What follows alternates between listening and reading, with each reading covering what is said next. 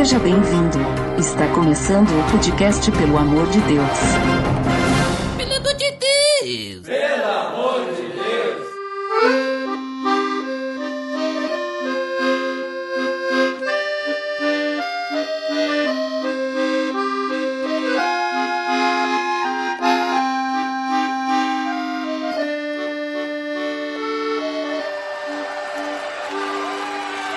Tá no ar! Podcast Pelo Amor de Deus, eu sou Ed The Drummer e hoje vamos viajar com o nosso convidado Alexandre Melhoranza. Olha aí, prazerzaço estar mais uma vez aqui com vocês no Pelo Amor de Deus. E hoje vamos viajar um pouquinho aí pelas terras gaulesas. Valeu, Ed The Drummer, pelo convite, pela honra de estar com vocês aqui mais uma vez. Terceira vez, hein, Milho? O Abner disse que quando vai na terceira vez pode pedir música. Pode pedir música, né?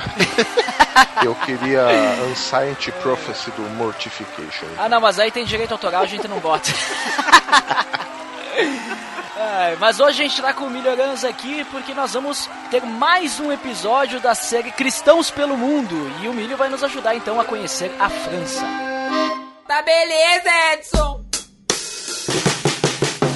Você está escutando o podcast no site pelamordedeus.org.br, que vai ao ar sempre nas sextas-feiras, a cada 14 dias. Curta nossa fanpage em facebook.com/oficialpadd. Também siga no Twitter, através do @_PADD. Ou entre em contato conosco através do e-mail contato@pelamordedeus.org.br.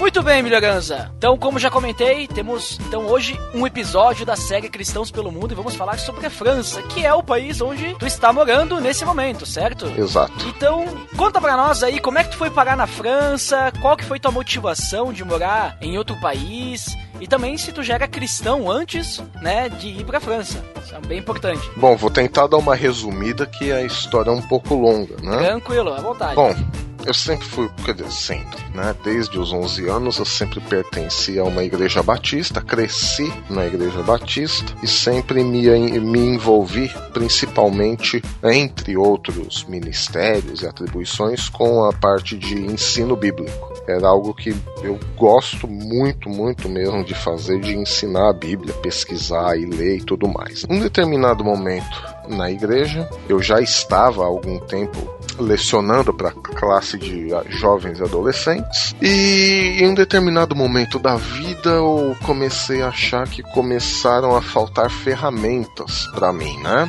Mas isso assim, estou falando uma coisa assim de anos e anos e anos. E aí também começaram a me faltar um pouco de ferramentas, eu não sabia mais como procurar, por mais que tivesse internet, né, me faltavam alguns direcionamentos e o que pesquisar e como pesquisar. E aí em 2009, veja que não faz tanto tempo assim, em 2009, muitas pessoas começaram a falar assim pra mim, né, antes até, né, poxa, você deveria fazer uma faculdade de teologia, você gosta de pesquisar a fundo e tal, né, por que você não faz? E eu sempre rejeitava essa ideia. Falei, não, vocês estão malucos, esse negócio de teologia não é comigo não. Não. Isso aí eu deixo lá pros malucos, pros pastores, tá bom assim, né? Só que aí eu também fui sentindo essa necessidade e pensando, puxa vida, não é possível, tá todo mundo certo e eu tô realmente postergando essa decisão e tal. E aí comecei a orar nesse sentido, né? Falar, Deus, então, eu não sou muito de pedir essas coisas, que eu acho que a vida cristã não tem que ser pautada exclusivamente nisso, né? Mas em alguns momentos, pedir algum sinal para Deus, eu acho também um sinal de uma fé que está se amadurecendo, né? Então eu pedia para Deus, Deus, me dá um sinal, alguma coisa, se eu devo fazer isso ou não, se eu devo prosseguir, fazer uma faculdade de teologia, né? E aí, naquele mesmo dia à noite, eu fiz essa oração de manhã, fui trabalhar, né? Nesse mesmo dia à noite, a minha esposa do nada, o assunto nem era esse, né? A gente tava conversando coisas triviais do dia a dia. Do nada ela vira assim e fala: não, mas eu acho que você deveria fazer sim uma faculdade de teologia, tem tudo a ver com você. E começou a falar algumas coisas lá, né? Falei, bom, eu entendi como um sim de Deus para a minha oração. Uma resposta, né? Falei, tá bom, então vamos lá. Só que, em paralelo com isso, eu sempre fui desenvolvedor de sistemas para a internet. Ou na linguagem que a gente utiliza, eu sempre fui garoto de programas. Sempre fiz programas. Sempre fiz programas relacionados à internet, né? Banco de dados, linguagens de programação e tudo mais. E eu fiz os 4 anos de teologia na Faculdade Teológica Batista de São Paulo. 4 anos de teologia, então durante o dia eu era desenvolvedor de sistemas e à noite estudava teologia. No último ano de teologia, um professor meu, ele vira assim para mim e fala: Alexandre, você pretende continuar seus estudos de teologia? Eu respondi para esse meu professor: sim, professor, porque eu acho que hoje um pastor, um teólogo, eu creio que ele deve estar em constante aprimoramento, constante busca, né? Porque hoje o mundo é diferente e tal, muda muito rápido, nós temos que aprender a ficar antenados e tentar fazer um link entre a nossa realidade e a palavra de Deus. Isso a gente só consegue estudando.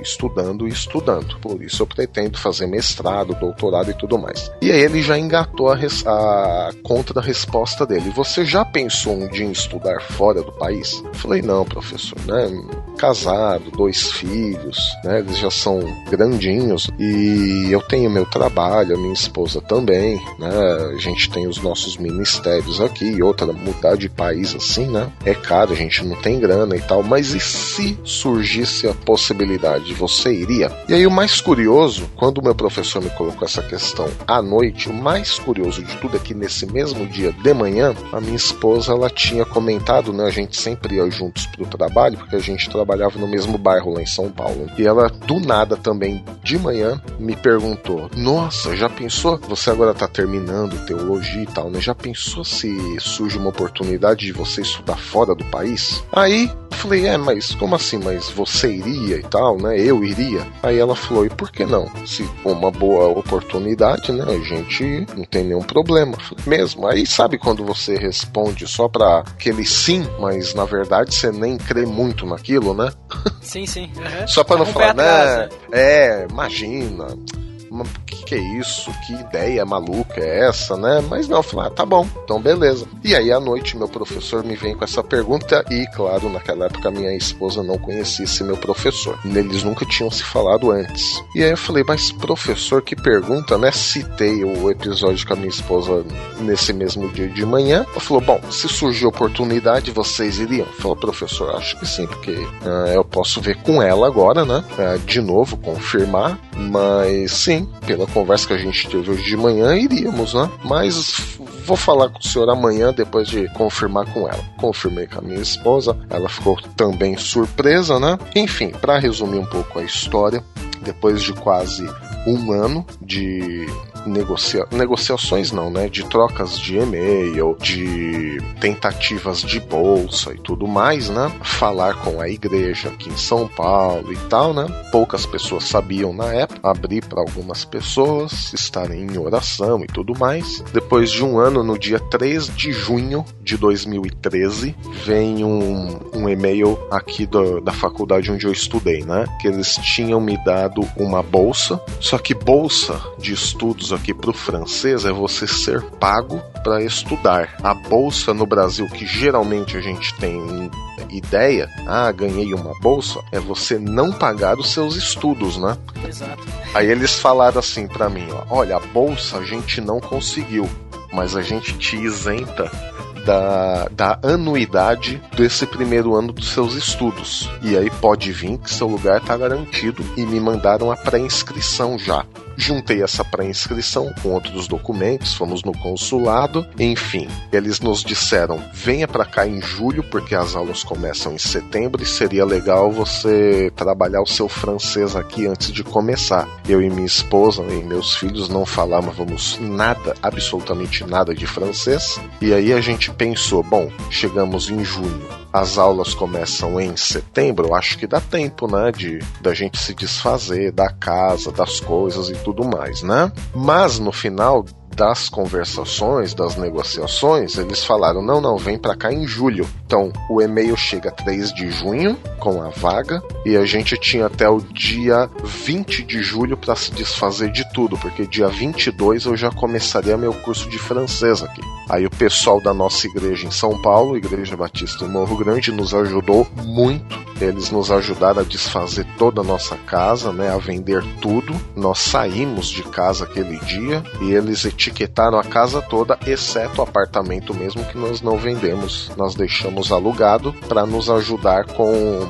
parte dos nossos gastos aqui, né, da nossa família. A nossa igreja nos apoiou, nos dando uma ajuda mensal e viemos. Aí, antes de partir aqui para a França, antes de vir para a França, meu professor, ele vira assim para mim e fala, eu já tinha terminado, né, a faculdade, já estava formado bacharel em teologia, e eu pretendia continuar na minha igreja ensinando a Bíblia. A gente estava com um curso até bem legal, né, que eu havia desenvolvido e iniciado, né, do Antigo Testamento, que é o mesmo que agora está lá no meu blog, né, do Antigo Testamento, livro por livro. Link no post! Link no post, o mesmo. E aí eu só queria, não tinha pretensão de ser ordenado pastor nem nada, porque eu entendia que meu ministério era de ensino, e para ensinar na igreja eu cria que não seria necessário ser ordenado pastor. Conversei com os meus pastores na época, eles falaram, não, se é isso mesmo que você quer e sente que seja o seu ministério, realmente não precisa da ordenação, você pode continuar com o seu ministério tranquilamente sem ser ordenado pastor. E assim seria a minha vida, e continuaria programador de sistemas e vambora, né? Segue o jogo. Mas aí aconteceu tudo isso e meu professor, além disso, falou assim, seria importante que você fosse ordenado como pastor, porque na França tem muitas igrejas que estão com necessidade de pastores, sem pastores. Então, se você vai ordenado pastor, você pode, além dos seus estudos, ajudar numa igreja que precisa de pastor. Eu falei, professor, não tinha pensado nisso, mas se tem essa necessidade, sim, eu me submeto ao processo da ordenação pastoral sem nenhum problema. Se existe essa necessidade, eu creio que o cristão é chamado para atender essas necessidades, né, que surgem. Fui ordenado pastor no dia 18 de julho e na semana seguinte estávamos embarcando para a França.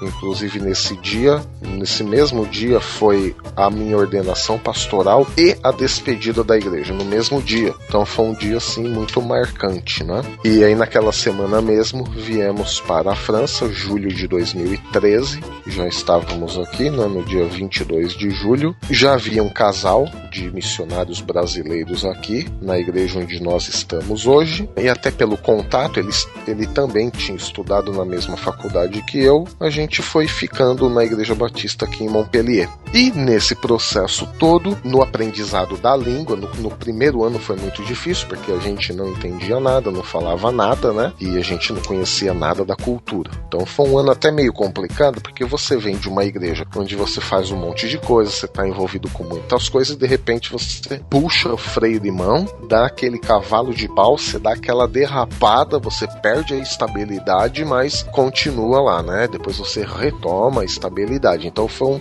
um primeiro ano meio complicado nessa questão de esperar, de ver, de aprender, de conhecer. Mas eu vejo também que foi um momento onde Deus, ele foi trabalhando na nossa vida, na minha vida, a vida da minha esposa, para a gente também aprender a ouvir, aprender também a descansar, a relaxar, porque a gente não sabia. A gente sabia o que a gente sabia, o que estava certo, a vaga do mestrado. Agora o resto da vida, a gente não sabia nem onde a gente ia morar quando a gente chegou. A gente sabia que ia morar... Vocês foram direto para Montpellier ali, no caso, Montpellier. que era onde tinha a faculdade, a universidade que ia estudar isso. Exatamente, viemos direto para Montpellier. Que é o sul da França. Sul da França. E a gente não tinha mais noção de nada, a gente não sabia onde a gente ia morar, o que a gente ia fazer, como a gente ia se virar, e nem o casal que estava aqui, embora ele também tivesse estudado na mesma faculdade que eu, a gente não tinha muito contato, então a gente não conhecia ninguém. Claro, com o tempo fomos ficando muito amigos, fomos ficando em Montpellier até por essa aproximação. E de novo vou tentar resumir esse primeiro ano, né, desse trabalhar, desse amoldar de Deus na nossa vida. Fomos esperando, aprendendo tudo e de repente a gente conhecendo a cultura, conhecendo os costumes, falando um pouquinho melhor não, seria muita pretensão, falando menos pior. O que a gente começou a perceber? E a gente também tinha uma preocupação de não invadir o ministério de ninguém, entendeu? Então a gente não queria chegar e tomar o lugar de ninguém, mesmo porque a gente não tinha condições nenhumas, mas também a gente sabe que quando esse tipo de coisa acontece, alguns conflitos são inevitáveis. Graças a Deus isso não aconteceu. A gente sempre teve uma preocupação muito grande com isso para não passar por cima de ninguém, atropelar ninguém e tal. Mas aí a gente começou a identificar algumas necessidades. Vários jovens estudantes, porque aqui é uma cidade universitária, entravam na igreja e não ficavam. Não ficavam porque também não tinham outros jovens. E aí, eu e a minha esposa tivemos uma ideia, já que a gente havia trabalhado bastante com jovens e adolescentes aí no Brasil, iniciarmos um trabalho missionário junto aos estudantes. Então a gente chamou de FAC Amitié e a proposta principal é o quê? Acolher estudantes que chegam na cidade, que não sabem o que fazer, que estão perdidos, que não sabem... E curiosamente, viu, isso não acontece só com estrangeiros não, viu? Isso acontece com estudantes franceses também, que vêm aqui na cidade e muitas vezes ficam perdidos. Onde eu consigo isso? Onde eu compro aquilo? O que eu faço? Tô sem aquilo, não trouxe aquilo. E também acolher numa comunidade de fé, porque muitos deles, todos aliás, né, praticamente, ficam longe da família, dos amigos. Os que são cristãos ainda ficam longe da sua comunidade de fé de origem. E aqui vem gente de todas as partes do mundo. Da África, da Ásia, da Europa, das Américas.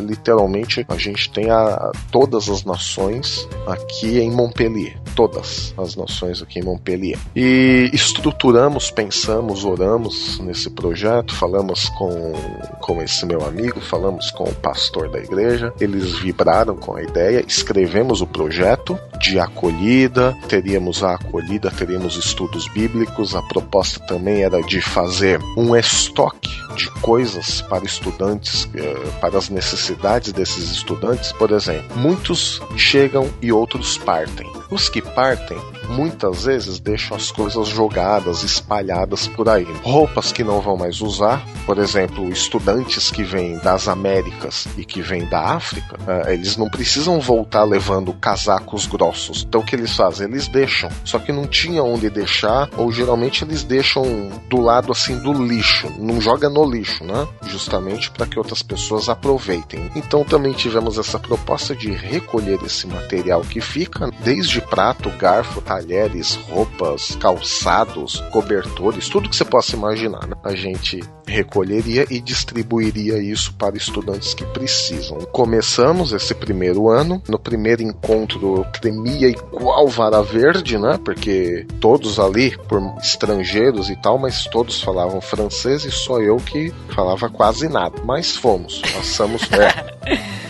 Foi difícil, complicadíssimo, cara. Você não tem noção quanto eu tremia nessa época, mas conseguimos desenvolver lá uma série de estudos. Muitos estudantes foram chegando, alguns deles compartilharam os testemunhos deles conosco, até o caso de uma estudante da República Tcheca que não falava nem português e nem francês, falava só o inglês, mas por Deus nós tínhamos uma estudante também inglesa que falava inglês e francês. Então à medida que o estudo ia evoluindo, a menina anglo-francesa, que o pai ou a mãe é inglês e o outro é francês, né? Ela ia traduzindo para essa estudante tcheca. Ela ficou conosco 3-4 meses e no último dia que ela esteve na nossa igreja, porque ela ia voltar de novo para o país dela, né? Ela já tinha terminado seus estudos aqui. Ela disse que o renovar da fé dela, o redescobrir da fé dela, aconteceu na França. E aí eu achei aquilo tão emblemático, né? Porque aí no Brasil a gente tinha a ideia de que a França era um lugar onde a fé tinha morrido, não se tinha mais cristão, todas as igrejas estão mortas, e justamente uma estudante da República Tcheca vem para a França e diz que o renovar da fé dela aconteceu aqui. E aí foi a primeira mudança assim, de paradigma na minha mente. Aquilo me explodiu o cérebro, né? Deu falar igual no BTcast, né? Deu hemorragia nasal aquilo, né? Eu falei, meu Deus do céu, um lugar que a gente tem como onde só vivem ateus, onde só as igrejas estão sendo vendidas e tudo mais, nós temos alguém que teve o renovar da fé. Nós tivemos também outra estudante da Angola, ela foi batizada no nosso grupo, ela passou a frequentar nosso grupo e tudo mais, e foi batizada, está conosco até hoje. E aí o que começou a acontecer? Esses estudantes começaram a ficar na igreja, esses estudantes começaram a participar dos cultos da igreja, esses estudantes começaram a participar da vida da igreja, a se integrar nos ministérios da igreja. E hoje, depois de 2 anos, continuamos com alguns daqueles primeiros estudantes, alguns estão conosco até hoje, né? Porque são estudos mais longos, outros já foram embora, outros novos chegaram, né? E outros projetos estão surgindo. E aí, depois desse primeiro ano, eu comecei também, fui convidado a ingressar ainda mais na vida da igreja, né?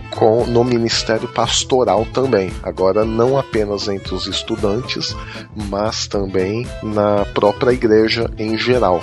A pregar, a visitar, a dar estudos bíblicos e tudo mais. Então, assim, em linhas gerais é isso, né? Eu vim para fazer um mestrado, mas também uma grata surpresa que a gente teve foi esse encontro com essa comunidade batista aqui em Montpellier, da qual hoje faço parte, né? Sou o pastor auxiliar, né? Nós temos um pastor principal, onde eu ajudo agora, eu e minha esposa com o Ministério dos Estudantes, minha esposa com jovens adolescentes e entre outros trabalhos, né, da igreja, pregações, estudos bíblicos, batismo, enfim, tudo que nós temos também nas nossas igrejas aí no Brasil. E agora 2016 tu já acabou o mestrado e tá direcionando pro doutorado já, né? Isso, agora em 2016.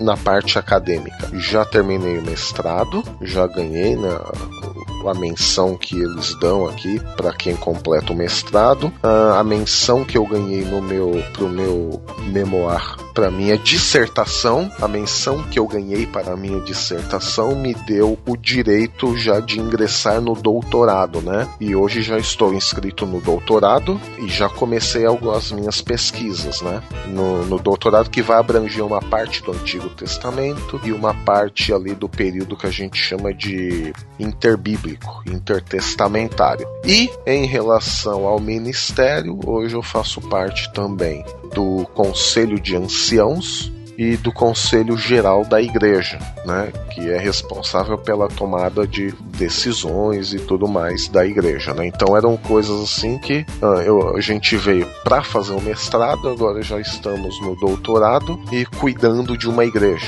Então a gente pensa uma coisa e Deus faz outra. E a gente tenta, no meio disso tudo, ir descobrindo a vontade de Deus e fazendo e atendendo às necessidades à medida que elas vão surgindo. Essa é a emoção e a aventura da vida cristã.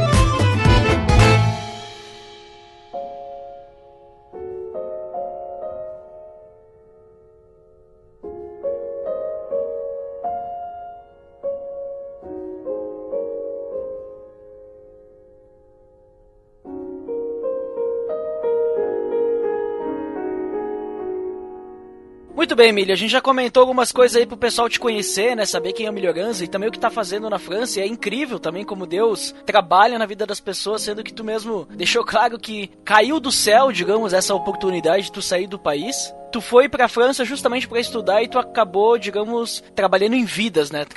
Acabou mudando vidas. Né? Nada disso foi planejado.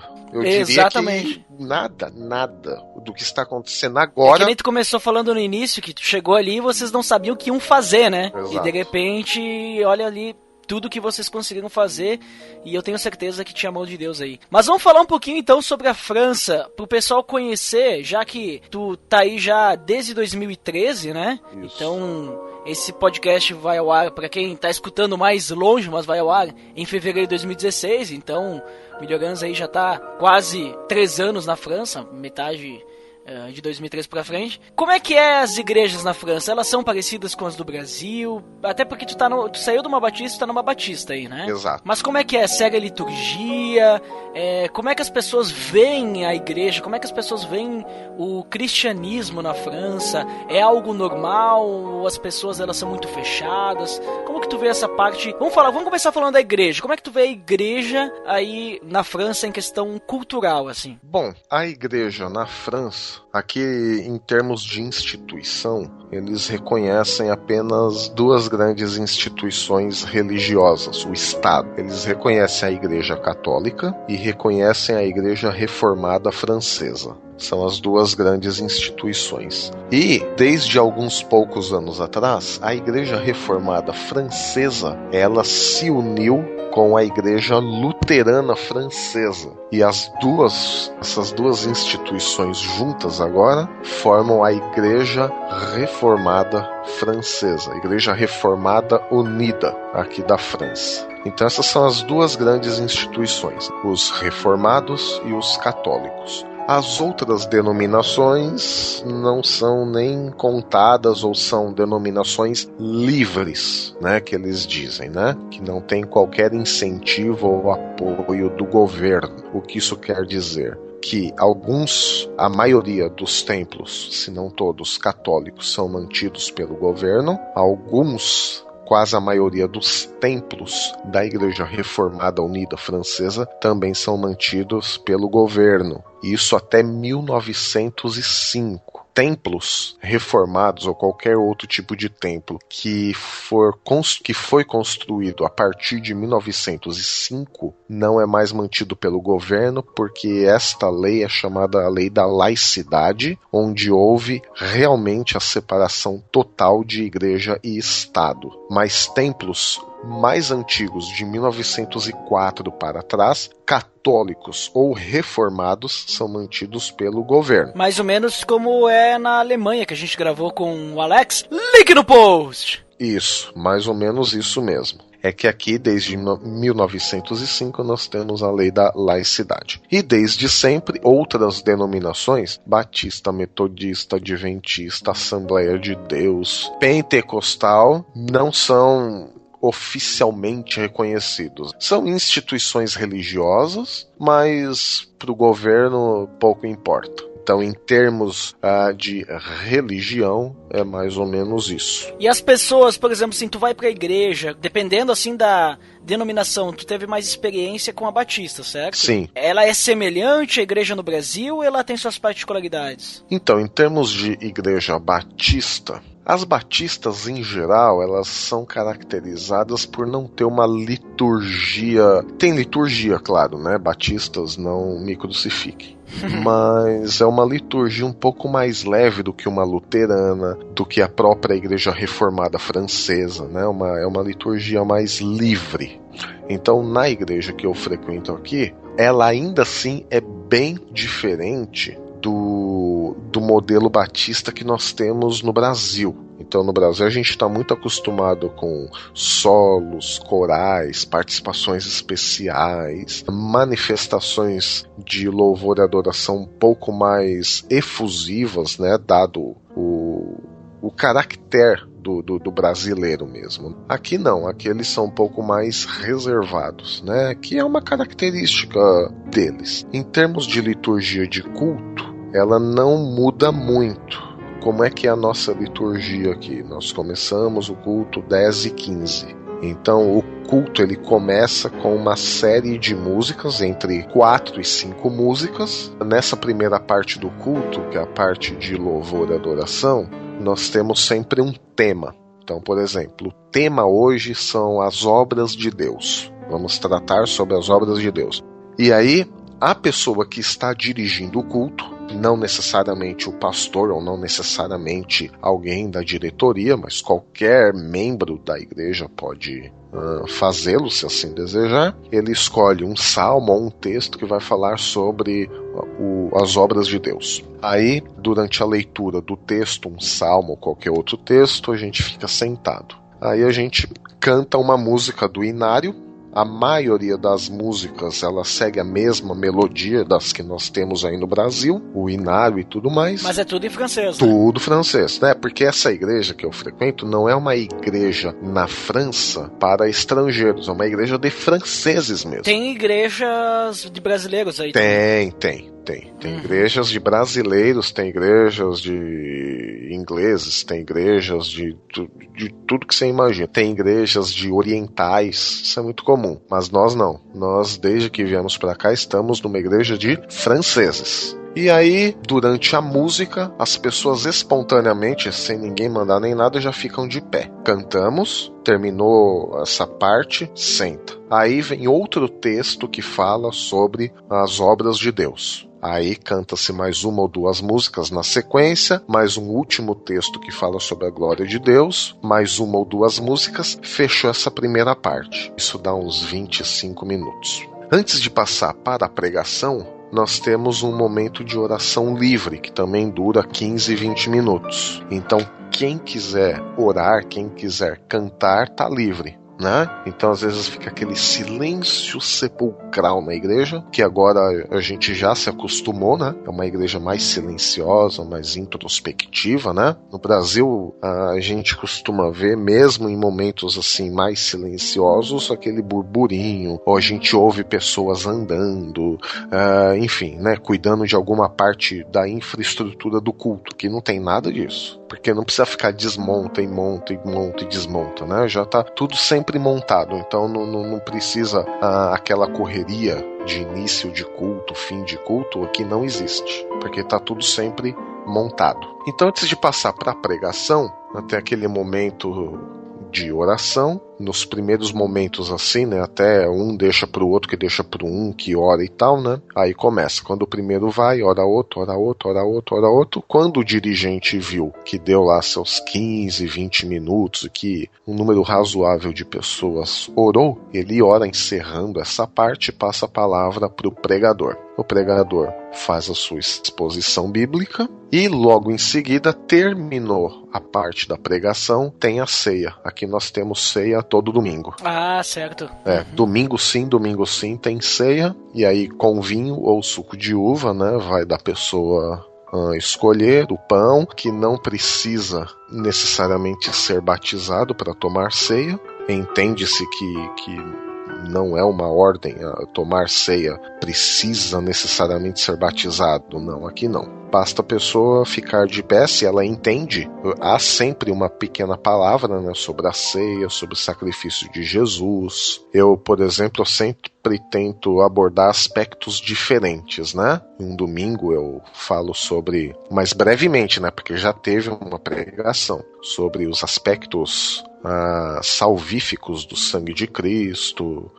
Em outro domingo a gente fala sobre a liberdade que a cruz nos dá, esse tipo de coisa. E aí, quem quer tomar a ceia fica de pé, quem não quer permanece sentado. Os elementos são distribuídos em silêncio, não há música tocando nesse momento, mas quem quiser orar em alta voz é livre para fazer isso. Ou mesmo se quiser cantar a estrofe de algum hino. Aí tem a parte dos avisos e beleza, acabou o culto. Meio-dia, 5, o culto encerrou. É sempre de manhã. Na nossa igreja é sempre de manhã. Tem igrejas que é só à noite. Sim. Aí aqui na França é um culto só por domingo. Nós temos também durante a semana cultos, né, durante a semana. De segunda a gente tem o culto de oração. Na terça nós temos o encontro com estudantes, que é o ministério que eu falei que nós iniciamos aqui. Na quarta, um culto de estudo bíblico, que aí não é, eu chamo de culto, mas é estudo bíblico, né? Porque tem uma oração, estudo da Bíblia e outra oração, né? Não tem. É o encontro, né? Na quinta, quando tem algum evento especial, ensaio do coro. Na sexta, ensaio do grupo de louvor. Sábado é fechado e domingo volta de novo o culto. E sobre a questão cultural das pessoas, como é que são as pessoas? Elas são abertas ao evangelho? E até nesse ponto, há bastante cristãos protestantes ou há poucos cristãos protestantes? Bom, as pessoas em geral não são abertas ao evangelho. Não são abertas ao evangelho justamente por causa da história religiosa francesa. Uma história marcada por muita guerra entre católicos e protestantes, protestantes e católicos. Você também tem a questão da laicidade. Aqui você não pode fazer nada relacionado à fé no âmbito público. Então nós não podemos fazer culto em ar livre, nós não podemos orar na praça pública, não podemos sentar lá com um grupo de pessoas no meio da praça da cidade, nada disso. Ou mesmo colocar lá uma caixinha de som e ficar pregando arrependei-vos e convertei-vos. Em alguns lugares isso pode até dar cadeia. Mas agora o que não é proibido aqui é você viver a sua vida cristã de acordo com o padrão do reino, de acordo com a ética que Jesus nos deixou. E se alguém percebe uma diferença na sua vida e ela pergunta, ela te questiona, ela abre um espaço para você, você pode ter todo o direito de compartilhar o evangelho com ela onde quer que seja, e não precisa ser necessariamente dentro de uma igreja, entendeu? Então, dentro da igreja, todas as religiões podem fazer o que elas quiserem. Os batistas podem cantar, pode tocar, pode chorar, pode gritar, adventistas, judeus, muçulmanos, conquanto que esteja restrito ao seu local de culto. Então todas as religiões têm a liberdade de ter o seu local de culto e a sua regra de culto assegurada. Então os muçulmanos dentro da mesquita, eles podem estender o tapetinho deles, podem virar para Meca e podem orar lá para o Alá. Os protestantes, evangélicos e tudo mais podem fazer suas orações e seus cânticos dentro dos seus templos. Mas o muçulmano não pode estender um tapete em praça pública e virar para Meca para fazer suas orações. Assim como os cristãos também não podem fazer as suas orações em praça pública ou pregar o evangelho um ar livre, igual a gente tem no Brasil. Então você tem liberdade em uma certa medida, mas você tem a garantia da sua liberdade de culto, conquanto que isso não vaze para a esfera pública, que aí pode dar algum tipo de problema, como já deu durante vários séculos da história francesa. Por isso que, em geral, o francês ele tende um pouco à depressão. Hoje você tem grande parte, inclusive essa semana eu falava com uma senhora da igreja sobre isso, né? O neto dela, inclusive, está sofrendo dessa falta de vontade, né? Ela não sabe se é depressão ou não, mas curiosamente, tentando ajudar o neto dela, ela foi atrás de informação. E aí ela descobriu, horrorizada, que 1 em cada 4 jovens franceses não tem vontade de fazer absolutamente nada. O vontade de fazer absolutamente nada é nada mesmo. É nem de levantar do sofá que está na casa para ir buscar uma baguete na boulangerie, entendeu? Falou, não quero, mas você tem algum projeto na vida? Desde questões sérias como essa, né? Não tenho nenhum projeto para a vida, não pensei em nada. Não, então vai para mim ali buscar um pão. Não quero, não tô com vontade. 1 em cada 4 jovens, hoje aqui na França, sofre dessa falta de vontade. Isso é em geral, assim, né? Então as pessoas são um pouco mais fechadas, mas você não tem aquela rejeição doentia. Igual quando a gente fala isso, né, as pessoas imaginam que vão começar a matar cristãos daqui a pouco, né? Não é nada disso. Tanto é que na fila do banco, assim, na fila do banco não, porque banco aqui não tem fila. Na fila de alguma coisa, assim, né? Você vai na prefeitura, tem fila, por exemplo. Resolver alguma burocracia lá, né? Então na fila ali, se alguém puxa papo com você, você pode, sou cristão, creio em Deus e tal, você pode conversar normal com a pessoa, ela não vai chamar a polícia, você não vai ser preso nem nada, né? Você só não pode exagerar, né? Montar uma caixa de som na praça principal ali da cidade e começar a pregar evangelho, isso não. E no caso dos cristãos protestantes, assim, tem bastante aí ou poucos, questão de católicos, assim, o que tu tem visto mais, assim? É normal encontrar cristão protestante? Então, em termos gerais, você tem um bom número de pessoas que se dizem cristãs. Se for levar em conta todos os ramos do cristianismo, católicos, protestantes, até ortodoxos e outros cristãos, você tem aí uns 60% da população que se diz cristã. Olha só. É até razoável, né? Uhum. Só que quando você coloca isso pro ramo protestante, e aí protestante você coloca aqueles dois ramos que eu citei, né? A Igreja Protestante Unificada. A Igreja Protestante Unificada, que também contavam os luteranos e os reformados, né? Nós temos aí 1,8% da população, menos de 2%. Nossa. Da população da França é protestante. E se a gente colocar aqui outros cristãos, em geral, que não são os protestantes, mas são considerados cristãos, você tem aí 0,2% de outros cristãos. Então, assim, em termos de... Porque falar assim, catolicismo é mais ou menos quase igual no Brasil, entendeu? Virou quase que uma tradição de família. E mesmo em certos meios protestantes, por exemplo, você pega ali a igreja protestante, a igreja reformada francesa, e tem aquela coisa que passa de pai para filho, aquela coisa tradicional, entendeu? Então não requer nenhum tipo de engajamento mais profundo. Eu vou no culto, tá? E, entendeu? Então, mesmo desses, nós estamos dentro desses quase 2%, nós estamos falando aí de 1.100.000 protestantes, mas não é que são 1.100.000 pessoas que estão engajadas no cristianismo, entende? Você tem uma boa parcela aí que virou uma tradição de família. Não, eu não sou católico, eu sou protestante, mas eu só vou na igreja lá na Páscoa, no Natal, porque toda a minha família vem de tradição protestante, aquela coisa toda, né? Então isso tem muito também aqui. A questão de perseguição ali, tu comentou que depois de 1900 e alguma coisa, o Estado agora tem a questão da lei da laicidade e tal, mas o pessoal tem preconceito com cristão, algum tipo de perseguição, alguma coisa assim? Não, perseguição assim a ponto de ser considerado perseguição, não. Uhum. E algum tipo de preconceito, digamos assim, a pessoa te vê, tu é cristão e tal, sei lá, virar a cara, então, assim. Difícil, eu pelo menos nunca passei por isso, e em vários momentos eu já falei que eu era cristão e tal, mas não, porque é difícil porque hoje nós temos aqui essa questão do liberdade, igualdade, fraternidade, né?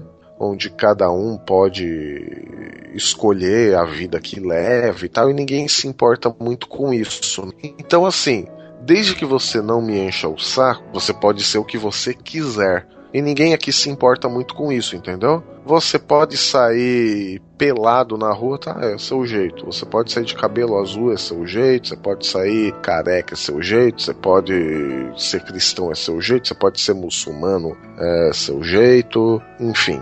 Claro, essa questão do ser muçulmano ficou um pouco estremecido depois dos atentados, mas a maioria dos cristãos, pelo menos, não digo população em geral, né, mas a maioria dos cristãos, pelo menos, eles conseguem fazer uma boa diferenciação, tá? Entre alguém muçulmano e alguém terrorista, né? Eles compreendem que todo terrorista ele pode ser muçulmano, mas nem todo muçulmano é terrorista, entendeu? Então assim, aqui cada um na sua, desde que você não me enche o saco, desde que você não me aborreça, você pode ser o que você quiser. Então a gente tem aquela velha máxima, né, de quando a gente fala em perseguição, e isso a Missão Portas Abertas trabalha muito bem com esse conceito, né? Você só pode dizer que é perseguido se você não fez nenhum ato de provocação. Você tentou a todo custo estabelecer a paz com as pessoas que estão à sua volta e tudo mais. E ainda assim, você é hostilizado e tudo mais, aí sim você fala que é perseguição. Ou seja, Não adianta um cristão falar, vou pregar o evangelho, então vou lá na praça, vou colocar uma caixa de som imensa e vou começar a tocar e pregar o evangelho. Aí vem a polícia, toma seu equipamento, você passa lá uma noite na cadeia, toma uma multa, enfim, algum tipo de sanção legal, e aí você fala, estou sendo perseguido por amor a Cristo. Não, isso não é perseguição, isso é incoerência, isso é falta de sabedoria. Isso aí é ir contra as leis, inclusive. Mesmo, e isso assim, mesmo a Missão Portas Abertas, ela trabalha com esse conceito de perseguição, e vejo que a Missão Portas Abertas, eles entendem, né, o que seja perseguição religiosa, ou seja, perseguição religiosa aqui na França, de verdade, ocorreu no século XVI, né, século XV para o XVI, onde você, pelo simples fato de você ser um protestante, note, você não fez nada, você não foi pregar em praça pública, você não fez nada, você ficou na sua, mas falou que é protestante, você foi perseguido, você vai ser morto, você, né, enfim. Então, mais isso ou sim menos era... que nem os judeus. Exato, isso sim era ser perseguido. Houve perseguição na França? Houve. Mas hoje falar em perseguição religiosa aqui é muito difícil. Isso não se sustenta do ponto de vista do que seja realmente uma perseguição religiosa, entendeu?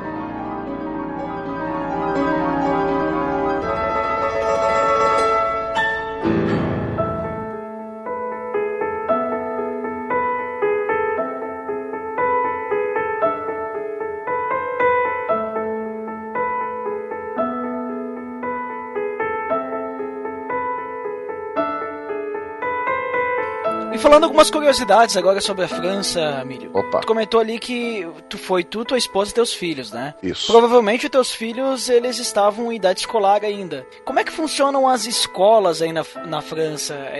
Como é que é essa questão? Porque a gente tem percebido que a gente já gravou o episódio dos Estados Unidos, que o link já está no post. Link no post! A gente gravou também o episódio da Alemanha, e a gente viu que cada país tem um sistema diferente de escola, e muitas vezes bem diferente do Brasil, né? Como é que funcionam as escolas aí na França? Então, quando meus filhos vieram em 2013, a Bárbara tinha 10 anos e o Eduardo tinha 9. Hoje eles estão com 12 e 11 respectivamente. Então nós paramos os estudos deles no Brasil, eles entraram aqui na escola francesa. Assim que a gente chegou, nós já procuramos saber como era o procedimento. E aqui, logo no início, já soubemos que o pai ou a mãe que deixa o filho fora da escola pode levar uma multa de até 7 mil euros. Nossa! Então, cada bairro tem várias escolas. A maioria esmagadora aqui são escolas do Estado, escolas do governo, né? Escolas privês, escolas particulares, privadas, escolas particulares, escolas privadas são um pouco mais raras. Escola do governo, você não paga absolutamente nada. E logo que a gente veio morar aqui no nosso bairro, especificamente aqui na cidade de Montpellier, haviam 3 escolas que, além de serem escolas normais e tudo mais, eles tinham uma classe exclusiva para crianças estrangeiras. E uma das 3 escolas para crianças estrangeiras ficavam na rua de trás daqui de casa. E a gente não sabia disso quando a gente veio morar aqui, né? Então, logo que as aulas começaram, né? Aqui as aulas começam em setembro, o ano letivo começa em setembro e termina em junho do outro ano. Em 2016, você tem as grandes férias de verão, que é julho e agosto. E aí, julho e agosto aqui, a cidade quase que cai pela metade, os habitantes, né? Porque as universidades e escolas ficam vazias. São quase 3 meses de férias, de meados de junho até meados de setembro, porque é verão, né? Então, julho e agosto aqui é o altíssimo verão, né? Na França. Então, todo mundo sai, vai viajar e tudo mais. As crianças ficam o dia todo na escola. Você entra às 8 e fica até meio-dia, volta às 2 e fica até às 5. Em geral. E a cada 6 semanas de aula, você tem 2 semanas de férias, que coincide meio que as férias curtas, né, de outono, as férias curtas de Natal, férias curtas de inverno, férias curtas de primavera e as grandes férias de verão, que aí são quase 3 meses. Então aqui é um sistema 6x2, 6 semanas de aula para 2 semanas de férias. Aqui as escolas, elas dão livre, elas dão material escolar, né? As do governo também. Você não pouquíssima coisa assim você precisa comprar. O resto, caderno, lápis, borracha, caneta, é a escola que dá. Alguns alunos que não podem estudar ou têm mais dificuldade financeira, a escola ainda dá uma bolsa de estudos, né? Aí no valor acho que de até 40 euros por aluno. Você tem a opção de deixar seu filho na escola até para almoçar, né, na cantina, cada refeição sai por volta aí de 3 euros. Meus filhos, por exemplo, não ficam porque a gente sempre morou perto aqui da escola, né? Então eles vão e voltam tranquilamente, né? A gente não precisa ter esse gasto com refeição na escola. Mas a maioria dos alunos ficam também para almoçar na escola, né? E daí depois o aluno, ele, sei lá, passa pelo... Que nem aqui no Brasil a gente tem o ensino fundamental, o ensino médio e depois o ensino superior, que seria a universidade, né? Isso. E aí depois tem a questão do vestibular, e aí como é que funciona isso? Tu já vai direto, tem vestibular, alguma coisa assim? Vou tentar explicar, né? Eu teria até que passar o comando aqui do fone para minha filha ou pro meu filho, eles explicariam melhor. Mas, enfim, você tem a parte infantil, que eles chamam de CM1 e CM2, né? CM1 e CM2. Aí você passa pro colégio. Só que o colégio aqui para eles é a nossa 6ª, 7ª, 8ª e 9ª séries, né? Aqueles também têm até a 9ª. Aliás, o conceito da 9ª série no Brasil aí eles pegaram daqui, né? É, porque é novo. E aí você tem essa parte infantil, você tem aí o colégio, que eles chamam, né, de 6e, 5e, 4e, que é 6º, 5º, 4º. Aí depois você termina o 4º ano, né, o 4º ano, que seria a 9ª série, você passa pro lycée, que é o liceu, que aí seria o nosso ensino médio. Sim. Aí você tem mais 3 anos de liceu e depois você tem um negócio que eles chamam de BAC, que é quase que um vestibular, né? Mas como é que funciona o BAC a grosso modo, né? Você faz a sua, que seria o Enem. Uhum. Você faz essa prova e aí você se inscreve, você dá o seu currículo para as universidades e as universidades têm que te aceitar se você teve uma boa nota no BAC, e eles também vê todo o seu histórico escolar desde lá do infantil. Então conta bastante, digamos, tudo. Pra te poder, por exemplo, conseguir entrar numa boa universidade, toda a tua carreira escolar, no caso. Toda, absolutamente toda. Não é só questão de uma nota em uma prova, entendeu? Então isso conta bastante, sim. E a universidade conta bastante para conseguir emprego, ou existem, digamos assim, trabalhos que só finalizando esses 3 anos últimos aí já é suficiente? Não. Então, até uma surpresa que eu tive, né? Você encontra muito, mas muito emprego que não precisa de grau universitário, né? E assim, ao contrário do que eu também imaginava, muita gente decide não ir para um grau universitário. Sim, preferem fazer, digamos, outras coisas. Uma formação técnica, né, um curso de alguma coisa, ao invés de prosseguir num estudo mais universitário. E, além disso, a região que eu estou aqui morando na França é que tem a taxa mais alta de desemprego, que está agora em 17%. Nossa! Então está muito difícil também conseguir um emprego, especialmente num grau muito especializado. Então, nós temos também esse tipo de problema aqui. Sim, e tu percebe, assim, depois que tu foi pra França, porque tu sempre tem aquele choque cultural, né? Outras questões, infraestrutura, segurança... Claro, agora teve a questão dos atentados, mas tirando isso, questão de infraestrutura e segurança aí, na região que tu tá morando, que é o sul da França, tá bem longe de Paris, né? São 700 quilômetros. Tu percebe, assim, coisas positivas ou coisa negativa, assim? Então, aqui é o seguinte... segurança em geral, né? Você tem pequenos roubos e furtos? Tem o que eu vou chamar de insegurança? Tem. Só que, cara, quase nunca, é muito difícil, quase impossível alguém te parar no meio da rua com um revólver na mão, entendeu? Armas estão restritas nas mãos da polícia e do exército só, né? Bandidos não têm acesso a armamentos. Claro, se você está num transporte público, lá no tram é um metrozinho de superfície, né? É um bonde moderno, né? Uhum. Se você tá lá olhando para as nuvens com o seu celular na mão, talvez alguém passe e tenta a sorte, né? Não é sempre também, mas já aconteceu com alguns amigos meus aqui. Mas em linhas gerais, você pode andar na rua à noite tranquilamente, mesmo com o seu celular na mão, com o seu tablet, eu mesmo ando lendo ou leio andando, né? E não importa a hora. Né? Aqui a gente não tem esse medo, a gente não precisa ficar andando, olhando dos lados, na frente e atrás. E tu anda tranquilamente aí de metrô e ônibus, ou tem que andar de carro, como é que é? Metrô nós não temos, o que a gente tem é eu chamo de metrô de superfície, mas tá longe. É tipo um bonde em Porto Alegre, moderno. Em Porto Alegre tem o Transurb, já ouviu falar? O Transurb de Porto Alegre? Não. É tipo um metrô de superfície.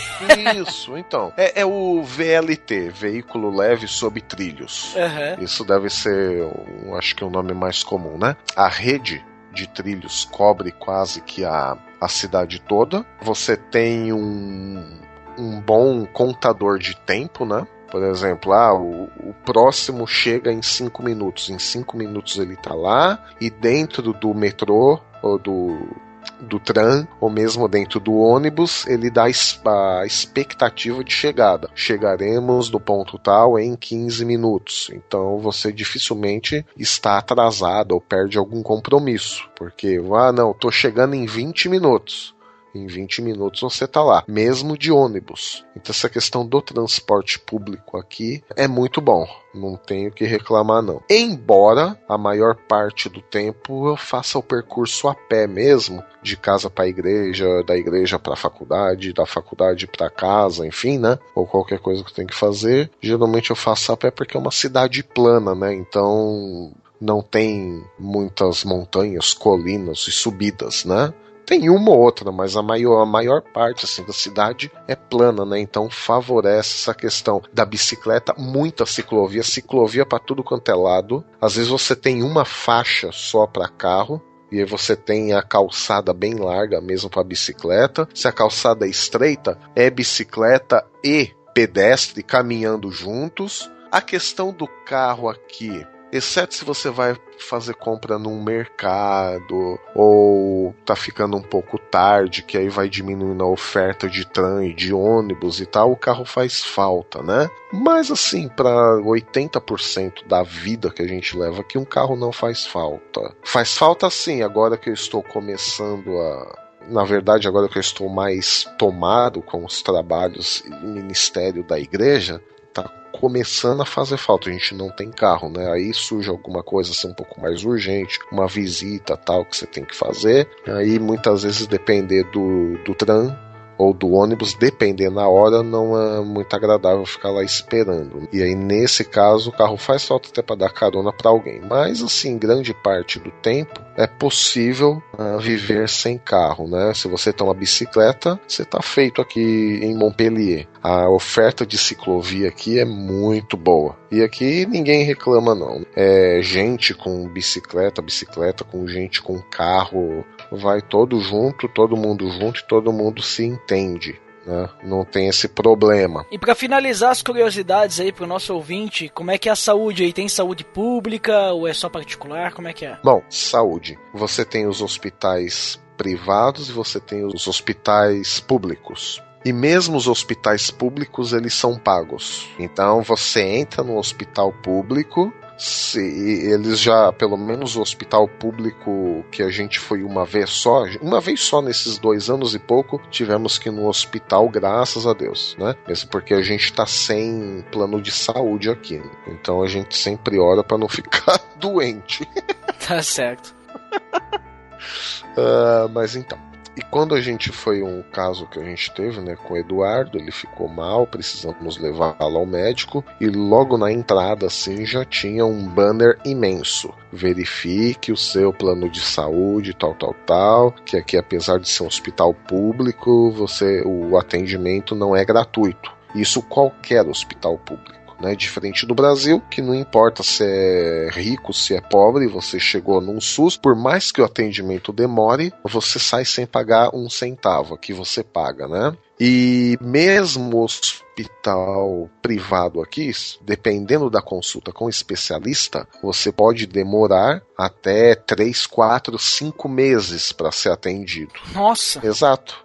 Hospital particular. O público a mesma coisa. Preciso de um reumatologista. A consulta só daqui 4 meses. E tem que esperar, não tem choro nem vela, né? E aqui você tem o que eles chamam de carta vital, que é o que a gente está tentando se inscrever agora, né? Mas ainda não foi possível, né? Então é como se fosse o plano de saúde do governo. Mas mesmo assim, você ainda tem que pagar uma parte dele. E não interessa se é hospital público ou privado, você paga. Então essa é a questão que difere bastante do Brasil.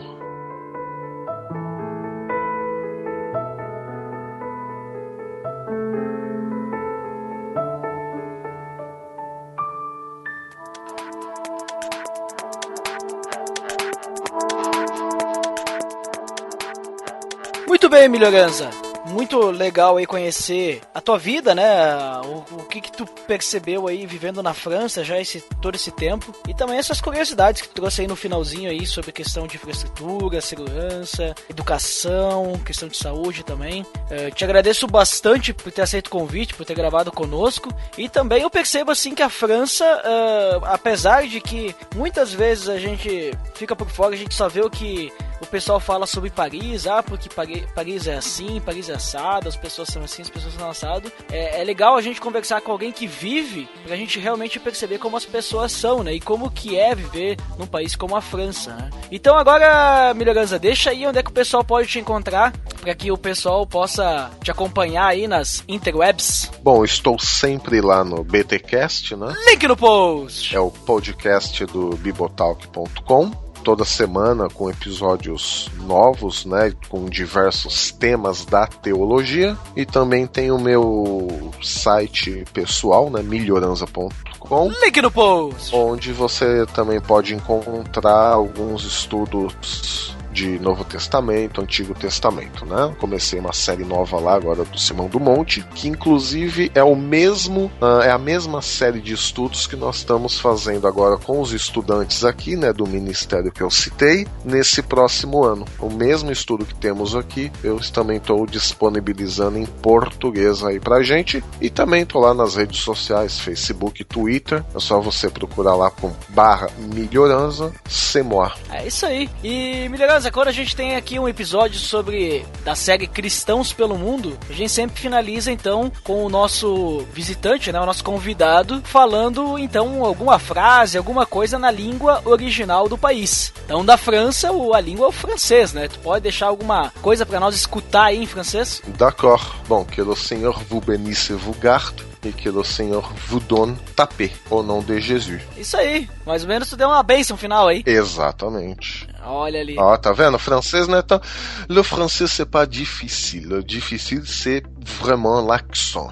Il y a beaucoup de sons qu'on n'a pas en português. C'est ça le plus difficile. Realmente, o francês, pelo que eu ouvi falar, ele não é tão difícil assim de tu estudar e entender, né?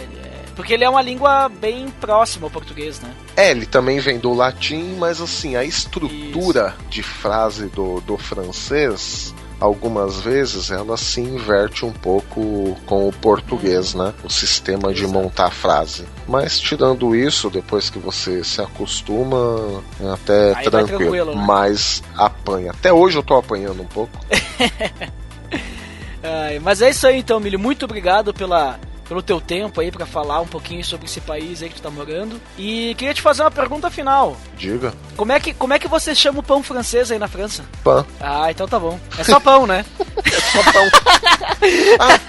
E detalhe, aqui não tem o pão francês. Como assim? O pão francês que a gente tem aí no Brasil, não tem aqui. Ah, então quer dizer que na França não tem o pão francês. Exatamente. Nós temos a baguete, que inclusive chama baguete, que é a mesma baguete que a gente tem no Brasil, mas pão francês aqui não tem. Vou chegar na padaria e vou dizer que eles estão fazendo propaganda enganosa. É, pode ser. Agora, o croissant daqui é sensacional. Ah, isso sim, só imagino.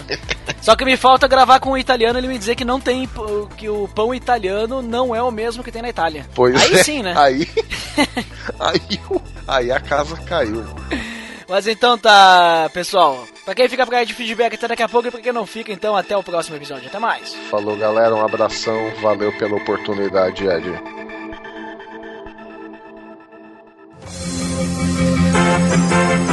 Atenção!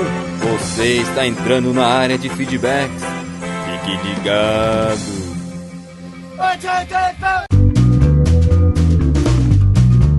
Estamos na área de feedbacks do PADD. Uau! Fantástico! Uau! 70 vezes fantástico! Nossa, chegamos ao episódio 70, Dandeco! Veja, 70 episódios, nossa! 70. As nossas super vozes, né? Sempre lendo os feedbacks. Eu nem lembro quando que a gente começou a ler os feedbacks. Acho que não foi no episódio 2, né? É não só lembro. fazer mais ou menos 70.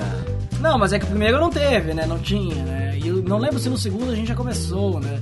Fica aí para os nossos ouvintes que nos acompanham desde o início nos falarem quando começamos. E olha ali, hein? Pergunta. Vamos lá, quero ver quem vai saber, né?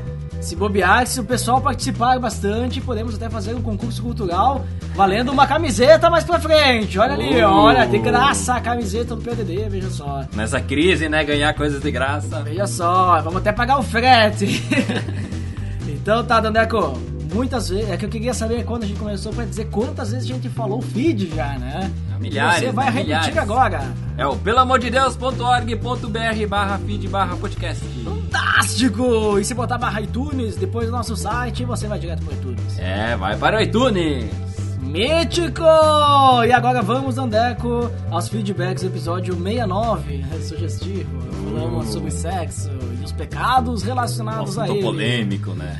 Primeiro o que a gente teve aqui foi um e-mail lá do Leco Fernandes, na Mesa Cast, que disse ele. O e-mail é comprido e ele falou o seguinte: e aí, pessoal, parabéns pelo episódio. O tema é importante e complexo. É tão complexo o tema da sexualidade que, se pararmos para pensar, quando o homem peca, a primeira percepção dele é de que está nu. E isso já mostra para nós a grande questão que o homem passava a ter de si mesmo e de como o sexo poderia influenciar no nosso relacionamento com Deus. Uma coisa que acho importante colocar é o lance da pornografia. Esse sim é um tema que precisa ser mais abordado nas igrejas. Duas questões: fácil acesso por conta da internet e a democratização da pornografia. Quanto ao fácil acesso às redes sociais, o acesso mobile, a rede tem facilitado o acesso, e isso é a grande cilada. Estamos sempre conectados, né? É uma cilada, Bino. Como uma pessoa vai cortar o mal pela raiz se o problema está no bolso dela? Olha aí. Precisamos orar mesmo para termos domínio próprio e buscar a vida devocional com Deus, pois isso sim nos liberta, ou pelo menos nos mantém longe da possibilidade. Quanto à democratização da pornografia, infelizmente hoje tudo passa por um filtro de erotização. Uma propaganda de perfume, um comercial de roupa, um viral do YouTube. Tudo tem uma pitada de erotização e para piorar isso acontece desde a infância. Ou seja, o sexo é um tema perene na sociedade e por isso precisa ser abordado na igreja também, de maneira contextualizada e esclarecedora. Para finalizar, um outro problema do acesso à pornografia é que essa prática não só nos faz pecar, como também financia o pecado dos outros. Se entendermos que fazemos parte de um reino e que queremos pessoas tendo acesso a esse reino, preciso perceber que o meu pecado também leva outras pessoas a pecar também, como por exemplo a atriz ou ator pornô que eu assisto. É, a audiência, né? Olha ali, né? Se pensarmos assim, talvez seja mais uma forma de fugir do pecado na hora H. É você que influencia pornografia, né? Galera, valeu pelo episódio, parabéns! E me perdoem pelo meio mega extenso, se quiserem leiam só uma parte. Agora já foi, meu. Abraços! E ele deixou mais ainda, só não mais estava uma, contente. só mais uma coisinha. Casquei o bico quando o Ed sugeriu a leitura do Cânticos para esquentar a relação. Seria avisar um casal pegar a Bíblia para ler isso. Ah, não sei, podemos testar. Algum ouvinte já fez isso para esquentar a relação, né? Acho que eu vou fazer isso hoje à Meu noite. Cânticos, nossa, veja só. Eu por enquanto ainda não posso, porque ainda não sou casado. Mas né? nesse Podemos meio esperar. tempo, Duda, você pode aprender a falar um francês ou italiano para ler cânticos em outra língua. Claro. Mas é interessante que ele falou ali sobre a questão, como a gente vai evitar a pornografia, né? Se ela está acessível às nossas mãos e também em nossos computadores. Uma dica é que para computadores existem softwares que bloqueiam sites, né? Sites adultos. Então tem essa opção para celular, acho que também deve ter, né? Então é uma opção aí, né? Tem alguns softwares que são pagos, né? Outros são gratuitos. E né? é verdade, eu acho que todo mundo tem vergonha do assunto, mas ninguém deveria ter vergonha. E na igreja também nunca é falado, né? Sobre esse tempo. Parece que é o pecado dos pecados. Dandeco, vou esperar ter uma experiência de casado para depois falar isso no púlpito da igreja. Só não me venha verdade. declamar os cânticos. Não, isso não. Vou usar os cânticos como exemplo. Tá bom. Vamos ao próximo, nosso designer. Sim. Marlon Vieira. O que disse? Gostei como abordaram o assunto. Com certeza esse pecado é que impede muitos a seguir a Cristo. Assim como foi comigo um dia, mandando pra todo mundo aqui. Isso aí, Marlon divulgando aí, pelo amor de Deus. Isso é o mínimo que a gente esperava dele como designer do Pelo Amor de Deus, né? Então o mínimo que ele tem que fazer é divulgar mesmo, né? Não fez mais do que tua obrigação, Marlon. Vamos ao próximo, Eliezer Moreira. Olá, galera do Pelo Amor de Deus. Que podcast sensacional. Um dos ouvintes que não costuma comentar, mas hoje decidi quebrar essa quarta parede. Opa, veio comentar. Muito obrigado pelo seu feedback. Desde a forma que o assunto foi abordado e os podcasts indicados sobre o assunto mostram o interesse de pesquisa desse podcast. Continuem, por favor, publicando materiais de alto conteúdo. Queria deixar uma sugestão de assuntos. Seria bacana se vocês falassem sobre o evangelho criativo e sobre a história da bateria na música cristã. Um abraço e meus votos de sucesso, inspiração, criatividade. Um abraço e até a próxima. E hoje já temos 2 pautas sugeridas pelo nosso ouvinte Eliezer Dandeco. Essa da história da bateria na música cristã. Irei gostar, hein? Essa vamos ter que gravar, mas essa aí vai ser complicada. Ele comentou que quer, inclusive, quando foi tocada a primeira música com bateria na igreja. Olha, se nós não soubermos, a gente pode tocar, porque nós somos bateristas. Olha ali, né? Mas vai ser difícil descobrir essas origens. Mas, quem sabe, né? Já está na nossa fábrica de pautas. Olha, agora temos uma fábrica de pautas. Está na nossa fábrica de pautas para, quem sabe, um dia aparecer aqui no podcast, pelo amor de Deus, a sugestão do nosso ouvinte. Quem é o próximo? Sempre ele, o Lourival Gonçalves. Muito bem, o que disse? No último dia 23 de janeiro, estive batendo um papo com os jovens da minha igreja na Escola Bíblica Dominical Jovem sobre pornografia, com participação de Evandro Menezes. Sou assembleano e ainda sofremos com alguns assuntos não abordados.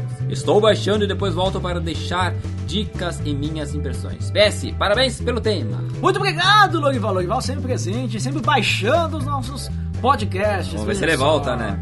E agora temos mais um feedback longo do Cristiano Almeida, o que disse? Olá, pessoal. Os pecados de cunho sexual não são pecadinhos. Não devem ser ignorados ou desprezados, porque além de serem condenáveis aos olhos de Deus, muitas vezes eles trazem consequências extremamente sérias e destroem vidas. E por se tratar de uma área tão fortemente ligada ao prazer, estes pecados se apresentam em forma literalmente sedutoras e servem como perigosas armadilhas. Tão bonito, tão prazeroso. Até aqui eu posso ir. Isso aqui não faz mal. E de repente você está fora de controle. Sua família está destruída. Todos te olham torto e você se sente culpado. É bem assim mesmo. Porém, diferente do que muitos pensam, esses pecados não são pecadões. Aos olhos de Deus são pecadores de semelhante impureza. Aquele que se prostitui e aquele que engana. Gera contendas, é soberbo e por aí vai. Tudo isso é pecado. Não tem maior nem menor. A única diferença é a consequência de estragos que pode ocorrer, mas vale lembrar que até uma simples mentira pode levar a um assassinato, o que também é uma terrível consequência. Olha ali, hein? Quanto à irmã que leva o irmão a pecar, ou vice-versa, aquela pessoa talvez esteja pecando por falta de modéstia, por sensualidade, ou talvez não, mas o pecado da cobiça, do pensamento impuro, do olhar malicioso, este será cobrado daquele cujo coração pecou e não da pessoa cobiçada. Cada um dará contra si e não podemos justificar um erro a partir do outro, se é que a parte cobiçada realmente sensualizou, pois muitas vezes a pessoa nem fez nada de errado. Um abraço! É isso aí, muito bom o feedback, Cristiano Almeida, né? Veja só que ele tirou as palavras Da minha boca, né? Eu ia comentar isso. Isso, mas é meu pensamento também, porque as pessoas às vezes elas gostam de diferenciar os pecados, só que na verdade para Deus Cristo morreu por pecados de todos, né? Qualquer pecado. Mas claro que a gente tem as consequências, como ele disse, né? E nós, para a sociedade, alguns pecados eles são mais escandalosos do que outros, né? Escandaliza mais. Então, e muito legal também o que ele falou no finalzinho ali, né? Sobre a questão, né? Dessa relação entre o homem ficar olhando para a mulher e a mulher ficar sensualizando. O homem ficar olhando para o homem. Também, agora nessa sociedade que estamos, né?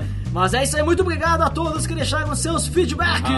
Vocês são demais, né? Vocês são fantásticos. Vocês são críticos, infiníticos. São pessoas helps que estão aí comentando, né? E nós não estamos fazendo nada por vocês, além de ler seus feedbacks, porque nós lemos os feedbacks de vocês. Veja só, são pessoas batráquias, pessoas estrogonoficamente sensíveis. E agora vamos para uma indicação, Dandeco. Indicação que nem diria o nosso amigo Alexandre Melhoranza, uma indicação sensacional. Qual é? É o BTcast 135, Perdão. Falaram lá sobre perdão e foram além, né? Falaram muito mais do que apenas o que significa a palavra perdão, né? E você só vai saber se você escutar esse episódio. Vou ter que escutar agora. Fica a dica! Então é isso, Dandeco! Fica a dica e também fica o link no post. Link no post! Quase me esquecia! Nossa, se não é você para me lembrar desse momento histórico, né? Histórico, simplesmente fantástico, simplesmente estradovaico. Esse momento de sapiência sensível. É isso aí, né? É isso aí. Esse momento ímpar. Momento batráquio. Esse momento que não há outro momento igual. Então, por hoje é só, né? Tchau, pessoal. Até.